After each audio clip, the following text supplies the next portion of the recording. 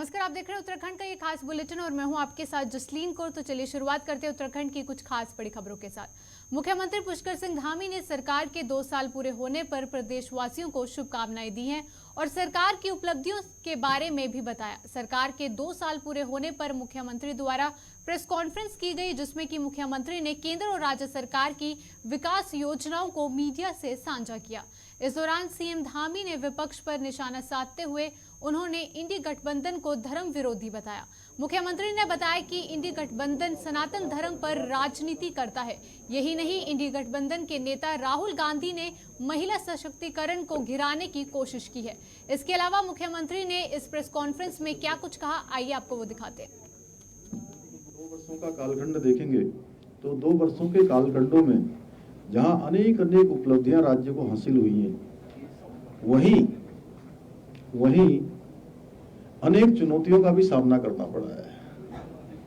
अनेक चुनौतियां हमारे सामने आई, चाहे वो जोशीमठ की आपदा हो, चाहे वो सिलकारा टनल का मामला हो, या चाहे इन चुनौतियों को हमने उत्तराखंड की देवतुल्य जनता के आशीर्वाद से, हमारे प्रधानमंत्री आदरणीय मोदी जी के आशीर्वाद से, उनके मार्गदर्शन में उन चुनौतियों को काम करते हुए उनमें हमको सफलता मिली। और बहुत सारे जो चुनौतीपूर्ण विषय थे, उन विषयों पर भी हम आगे बढ़े और निर्णायक रूप से आगे बढ़े।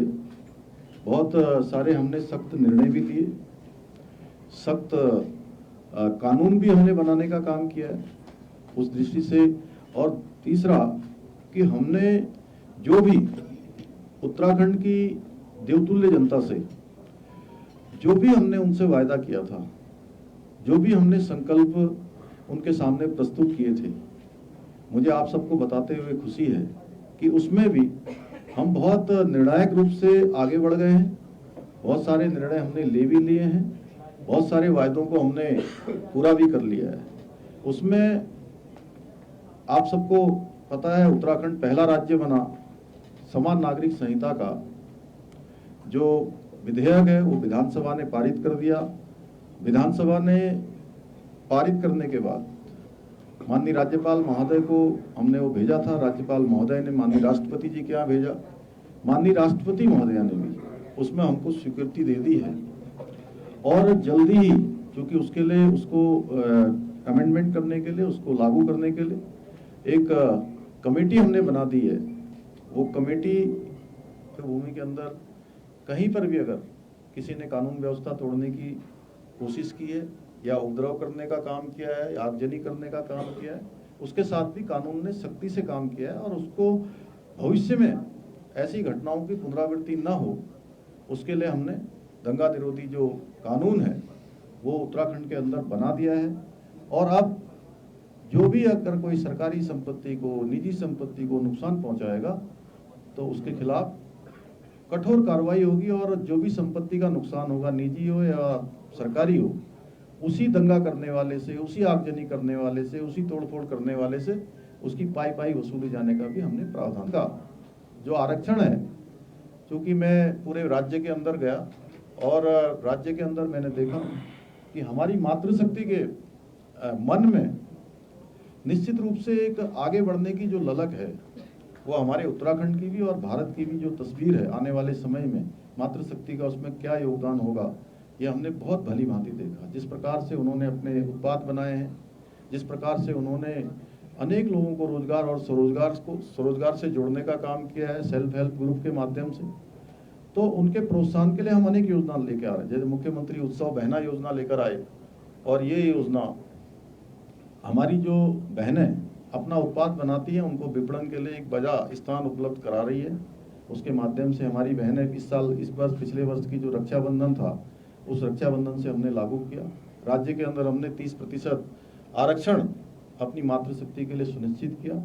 और जैसे हमारा समान नागरिक संहिता का संकल्प था, वैसे ही हमारा उत्तराखंड की मातृशक्ति के साथ, उत्तराखंड के जन के साथ एक संकल्प था कि गरीब परिवारों को हम साल में 3 गैस के सिलेंडर मुफ्त में देंगे, निःशुल्क देंगे। वो हमारी सरकार लगातार कर रही है। हर वर्ष हम बजट का प्रावधान करते हैं। इस वर्ष भी हमने उसका बजट में भी प्रावधान किया है। पिछले साल भी योजना चली, उससे में एक भारत श्रेष्ठ भारत की बात भारतीय जनता पार्टी करती है। वहीं अन्य जो देश की पार्टियां हैं वो देश को जातियों में, उत्तर दक्षिण में अनेक प्रकार से विभाजन करने का काम, उनको बांटने का काम करती है। और आज जो एक गठबंधन बना है वो गठबंधन केवल एक एजेंडा है, वह सनातन और सनातन संस्कृति और उसकी परंपराओं पर लगातार कोई न कोई उटपटांग बातें करना, अमर्यादित बातें करना, सनातन पर हमेशा प्रश्न चिन्ह खड़ा करना। आपने देखा होगा, चाहे एक पार्टी के दिल्ली के मुख्यमंत्री अरविंद केजरीवाल की गिरफ्तारी को लेकर मुख्यमंत्री पुष्कर सिंह धामी की प्रतिक्रिया भी सामने आई है।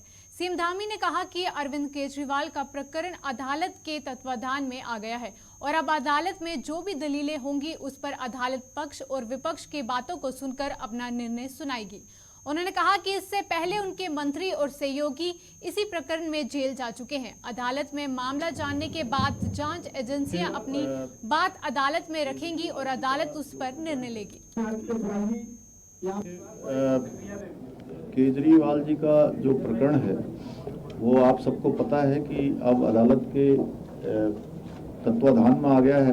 अदालत उसको देख रही है और वो सारे साक्ष्यों पर, सारे जो भी दलीलें होंगी, पक्ष विपक्ष दोनों को सुनने के बाद निर्णय आएगा। और वो कानूनी प्रक्रिया है, कानूनी प्रक्रिया के तहत ये हुआ है। उनके पहले भी, इससे पहले भी उनके मंत्री सत्येंद्र जैन और सिसोदिया जी वो पहले से ही जेल में हैं। तो उसी प्रक्रिया के तहत उन पर भी कहीं ना कहीं जो जांच कंपनियां हैं उन्होंने कोई सबूत पाए गए होंगे, नहीं पाए गए होंगे तो अब अदालत में मामला है, इसलिए उसमें बहुत ज्यादा कहना मैं समझता हूँ। चुनाव से ठीक पहले कांग्रेस के बैंक खाते फ्रीज करने के मुद्दे पर कांग्रेस ने केंद्र सरकार पर कई आरोप लगाए हैं। कांग्रेस द्वारा आयकर विभाग की इस कार्रवाई पर सवाल उठाए जा रहे हैं। कांग्रेस का आरोप है कि देश में कांग्रेस को कमजोर करने के लिए भाजपा द्वारा इस तरह की कार्रवाई की जा रही है। कांग्रेस का यह भी आरोप है कि प्रधानमंत्री नरेंद्र मोदी और गृह मंत्री अमित शाह के इशारे पर देश लोकतंत्र को कमजोर करने का षड्यंत्र किया जा रहा है।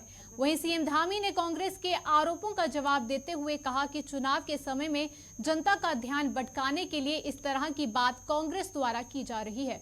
और वहीं इलेक्ट्रोल बॉन्ड से मिले 1300 करोड़ का चंदा भी कांग्रेस ने खर्च किया है। वहीं इनकम टैक्स द्वारा कांग्रेस के अकाउंट में बैलेंस लिमिटेशन तय की गई है जो कि 115 करोड़ रुपए है। केजरीवाल जी का जो प्रकरण है वो आप सबको पता है कि अब अदालत के तत्वाधान में आ गया है। अदालत उसको देख रही है और वो सारे साक्ष्यों पर, सारे जो भी दलीलें होंगी, पक्ष विपक्ष दोनों को सुनने के बाद निर्णय आएगा। और वो कानूनी प्रक्रिया है, कानूनी प्रक्रिया के तहत ये हुआ है। उनके पहले भी, इससे पहले भी उनके मंत्री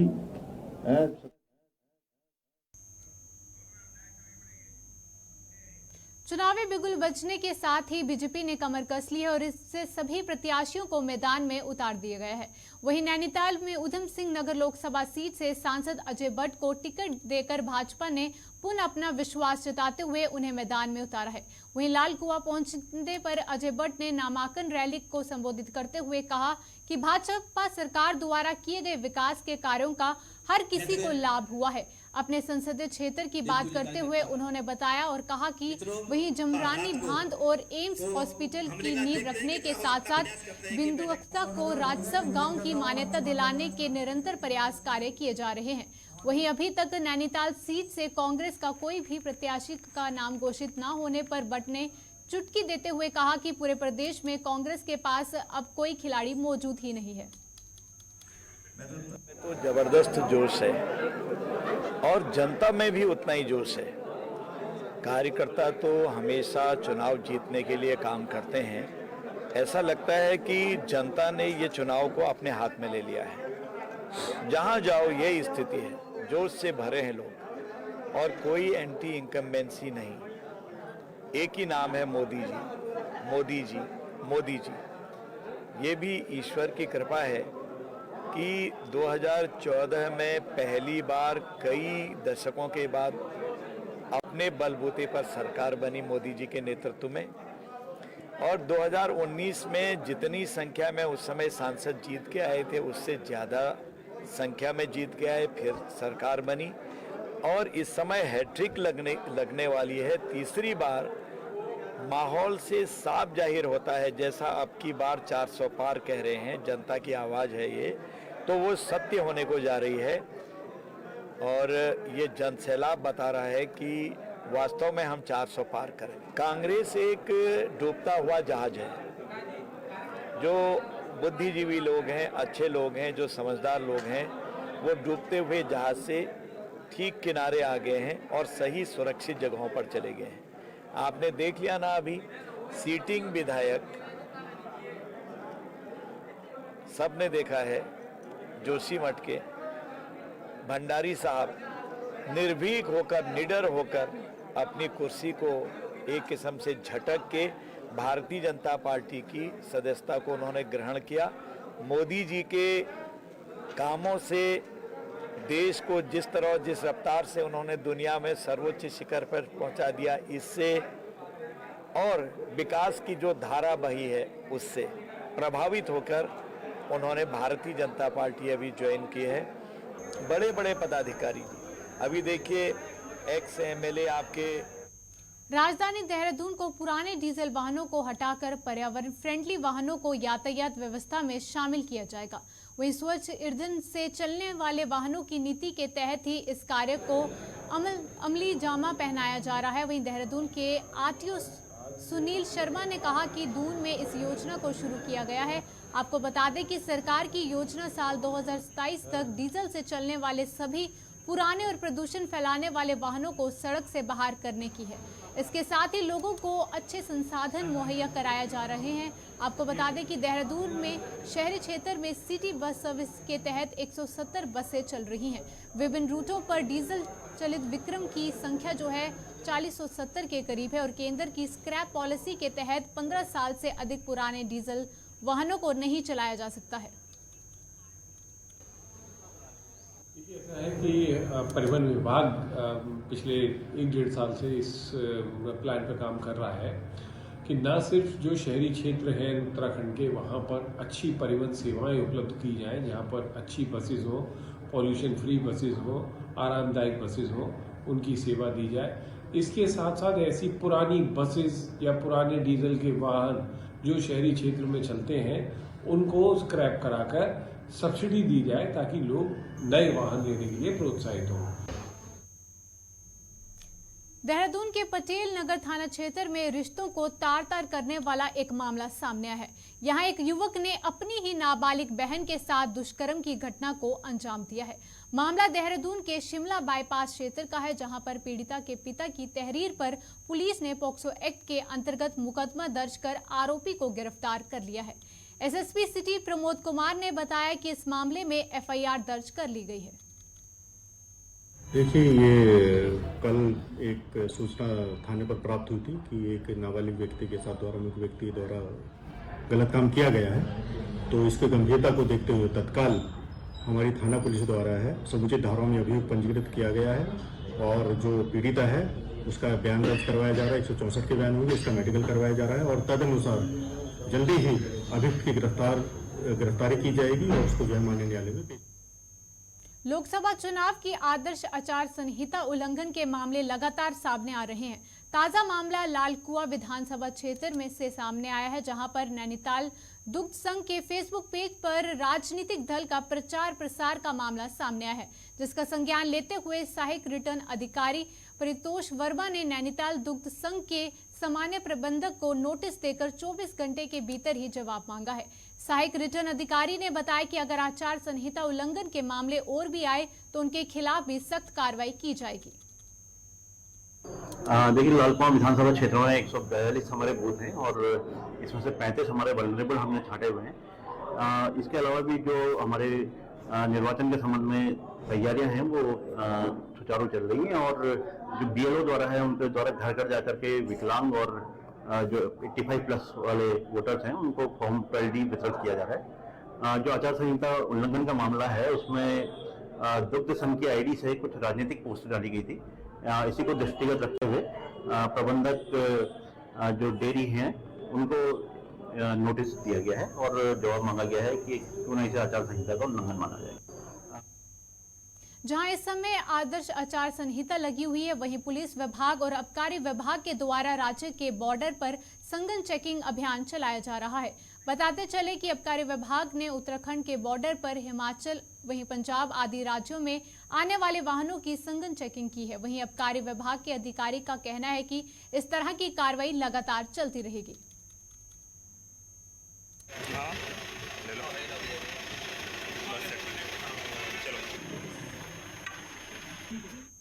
भाजपा नेता डॉक्टर यूनुस चौधरी ने दावा किया है कि नैनीताल उधम सिंह नगर लोकसभा सीट पर भारतीय जनता पार्टी भारी बहुमत हासिल कर जीत का परचम लहराएगी। इसके लिए भाजपा कार्यकर्ता जी जान से मेहनत कर रहे हैं। वहीं ग्राम भेजूड़ी में भाजपा नेता यूनुस चौधरी ने अपने आवास पर भाजपा की नीतियों को जन जन तक पहुंचाने के लिए कार्यक्रम का आयोजन किया, जिसमें कि दर्जनों की संख्या में भाजपा कार्यकर्ता मौजूद रहे। और इस अवसर पर मीडिया से मुखातिब होते हुए डॉक्टर यूनुस चौधरी ने कहा कि देश में हर तरफ भाजपा की लहर है और प्रधानमंत्री नरेंद्र मोदी के नेतृत्व में भारतीय जनता पार्टी केंद्र में लगातार तीसरी बार सरकार बनाने जा रही है।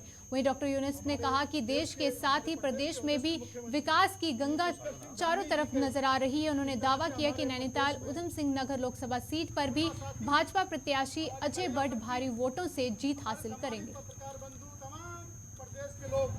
आज माननीय पुष्कर सिंह धामी जी के नेतृत्व में प्रदेश के अध्यक्ष युवा हमारे सांसद और प्रदेश के अध्यक्ष हैं भारतीय जनता पार्टी के श्री महेंद्र भट्ट जी के नेतृत्व में आज पूरे प्रदेश में भारतीय जनता पार्टी की लहर है। और हमें पूरा विश्वास है कि अब की बार 400 पार। हमारे माननीय नरेंद्र मोदी जी ने जिस तरह से इस देश को चमकाया है, इस देश में विकास की गति को बढ़ाया है, हम स्वागत करते हैं। और आज हमारे आवास पर तमाम हमारे क्षेत्र के हमारे मंडल अध्यक्ष राजू गुंबर जी हैं, हमारी बहन जो हमारी गढ़ी नेगी सही हैं, जो हमारे प्रभारी हैं हमारी यहाँ की madam Kandari madam, Lakshmi Kandari madam ji, और हमारे इमरान भाई जो हमारे यहाँ के बहुत ही युवा और तेज तर्रार महामंत्री हैं अल्पसंख्यक मोर्चा में, हाजी फरासत साहब हैं, जवाहर उप प्रधान जी हैं, तमाम मेरे ग्रामीण क्षेत्र के लोग, आसपास के लोग यहाँ पर आ जाए हैं। और भारतीय जनता पार्टी को बहुत बड़े बहुमत से नैनीताल लोकसभा हम जीतने जा रहे हैं और हर क्षेत्र में आज भारतीय जनता पार्टी की लहर है। देहरादून में सहसर धारा रोड स्थित भारतीय रेड क्रॉस सोसाइटी परिसर में आयोजित 4 दिवसीय प्रशिक्षण शिविर का समापन हो गया है। समापन समारोह में सचिव आपदा प्रबंधन डॉक्टर रंजीत कुमार सिन्हा ने मुख्य अतिथि के रूप में शिरकत की और इस अवसर पर उन्होंने रेड क्रॉस सोसाइटी से अपील की है कि वो फर्स्ट एड की ट्रेनिंग स्कूली बच्चों को भी दे, ताकि किसी आपात स्थिति में बच्चे भी त्वरित सहायता कर सके। उन्होंने कहा कि आपदा के समय फर्स्ट एड की भूमिका बहुत महत्वपूर्ण होती है और समय पर प्राथमिक सहायता मिल जाए तो जिंदगियों को बचाया जा सकता है। आपदा प्रबंधन एक ऐसा विषय है जिसमें कि सारे स्टेक होल्डर्स को बार बार प्रशिक्षित करने के लिए, ताकि उनमें कॉन्फिडेंस आए, उन लोगों की जो पीड़ित हैं, जो कहीं पर दिक्कत में फंसे हैं, उनकी जानकारी सारे स्टेक होल्डर्स प्लस हर लेवल के स्टेक होल्डर्स प्लस बार बार करने के लिए रेड क्रॉस की तरफ से प्रस्ताव था, जिसमें कि आपदा प्रबंधन विभाग ने धनराशि उपलब्ध कराई है, उसी के तहत ट्रेनिंग चल रही है। स्टेट लेवल पे, डिस्ट्रिक्ट लेवल पे हमने कहा है ब्लॉक और तहसील लेवल पर हम लोग लेके जाएँ, आवश्यकता पड़ी न्याय पंचायत लेवल पर ले जाने तो उस पर भी हम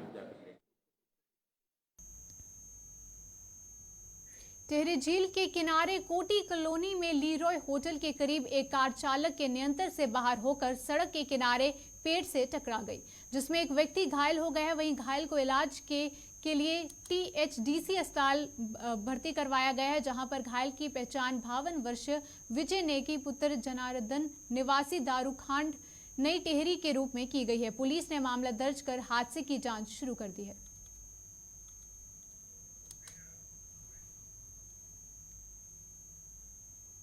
उत्तराखंड के इस खास बुलेटिन में बस इतना ही। दीजिए इजाजत। नमस्कार।